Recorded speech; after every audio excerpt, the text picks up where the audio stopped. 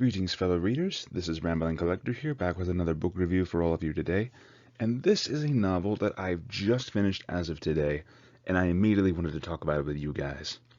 So here we are with another Tom Clarke novel, Fence Line, another military fiction piece like one of his works that I recently finished, Razor 17. To tell you the truth, I didn't know what to expect with Fence Line, but after reading Razor 17, it made me curious to read what Fence Line was about, as another military fiction piece that I knew of outside of the Warhammer 40,000 universe. Needless to say, I was not expecting to see soldiers fighting in Alaska, of all places, against werewolves. And not just any kind of werewolves, folks. These are not your typical cursed individuals. They are not like aliens from another world, as what I thought, or what the reader themselves is supposed to believe until the very end of the story. These werewolves, as a matter of fact, come from Sheol. And for those of you who are well versed in ancient Hebrew, you'll know exactly what that means. But for all of you who don't,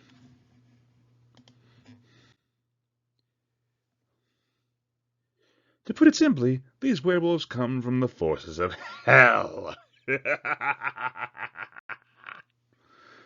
Needless to say, I was not expecting that at all. Werewolves serving their priestly masters from hell. Was not expecting it, but let's talk about it. So first of all, my overall thoughts on Fence Line as a whole. To be fair, I finished this novel really quickly. I want to say I started reading this one right after that whole week where I was reviewing and reading other books at the time, and I'm lucky enough that I finished it before the end of the week. Unfortunately, I was not able to finish it before August, but who cares?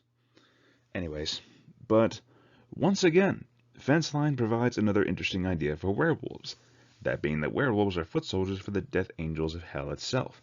And that itself is an interesting concept. I never would have thought of seeing werewolves from hell, of all places. That was an interesting plot point that really captivated me, because at first we are led to believe that these werewolves are from another planet. Having them revealed to be from hell itself was a pretty great plot twist, in my personal opinion. But one thing I definitely enjoyed was that the book kept the characters to a small group of people, which made following the story a lot easier. Because Fence Line was, unlike Razor 17, in the fact that it kept the cast small. One of my biggest complaints that I had with Razor 17 is because it was very, very large of a group that you had to follow along with, both with the English colonists or the Native Americans, or mostly just the soldiers in general. This one here starts off with 19 soldiers being deployed and only one major survivor. Well, technically 2. But that's for you all to find out.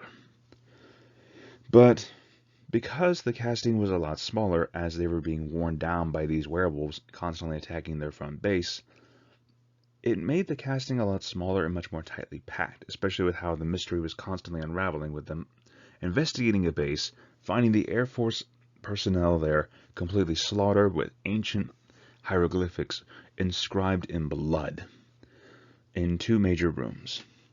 And then from there, it gets crazier as it goes. It becomes to the point where they find out what exactly it is that they are facing and where the enemy itself is originating from, as a matter of fact, with the fact that it was a government-protected secret, which really took the cake.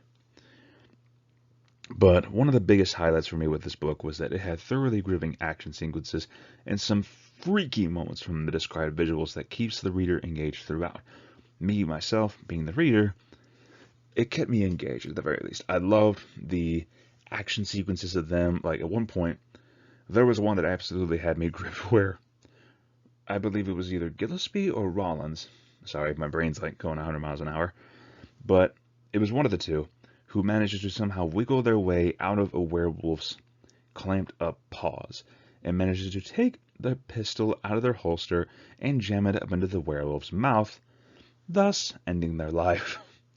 But let me tell you right now, when I initially heard him say, "Eat this," I initially thought he was going to shove a grenade down his mouth, and I'm like, oh, he is not going there.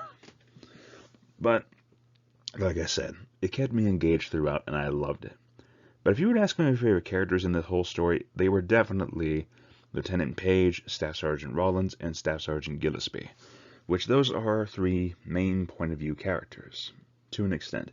Lieutenant Page is essentially kept out of the loop a little bit, because you know him as this mysterious figure, especially with how his backstory progresses, with him turning out to be the seasoned veteran of far more than just the American military. We come to find out that he himself is one of these angels of death, a great destroyer, whom apparently was responsible for Judas Iscariot's betrayal of Jesus Christ. Holy crap. But then Staff Sergeant Rollins and Gillespie had their own skeletons in their closets, with Staff Sergeant Rollins taking pleasure in torturing a couple of people on a foreign mission in another country, and Gillespie being someone who left the church to join the army. And needless to say, both of them had their own little skeletons in their closets because of this, but it makes them more fascinating characters, especially with Gillespie himself learning to re-accept his faith near the end of the novel. I liked that. It was a nice little change for his character, and a nice little way for him to come to terms with his character arc. I liked that. Now, moving on though, let's go to random thoughts.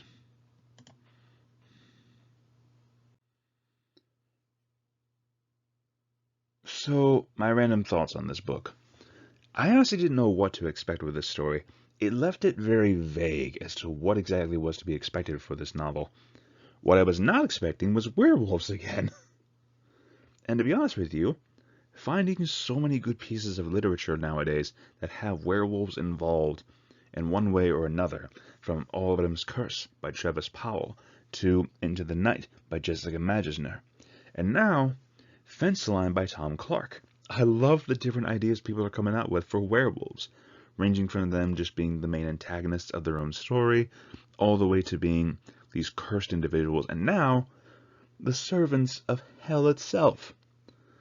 That is absolutely insane to me.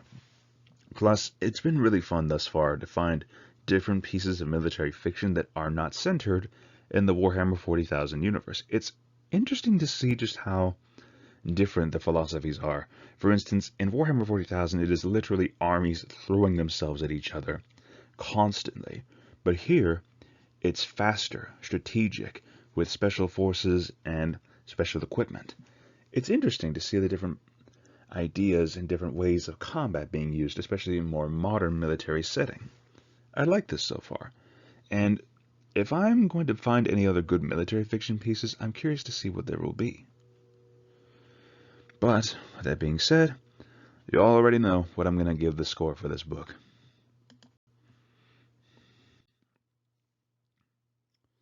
Personally, I have to give Fenceline a solid 10 out of 10, which compared to Razor 1.7, which performed at a 7.5 out of 10 when I reviewed it, Fenceline definitely took the cake, and I absolutely loved it. To be honest with you, this one read more like a full-fledged novel, and it was far less confusing than Razor 1.7 was. But honestly, I feel like there's potential here for another sequel, same as Razor 1.7. Tom Clarke has already published a 3-book series, and 2 books that are also a series, one one-shot novel, and these 2 here, Fenceline and Razor 1.7.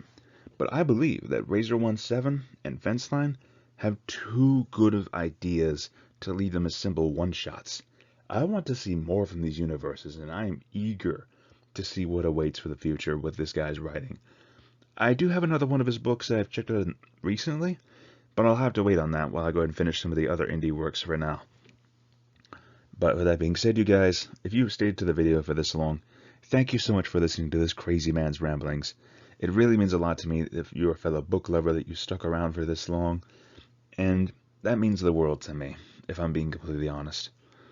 And once again, you guys, if you like this video, feel free to leave a like, comment your thoughts on this video down below, or subscribe if you're interested for future content on this channel.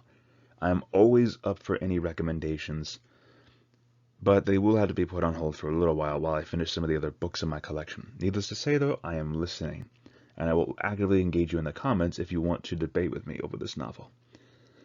Thank you once again for listening, you guys. This is Rambling Collector, signing off for now. Have a great day, fellow readers.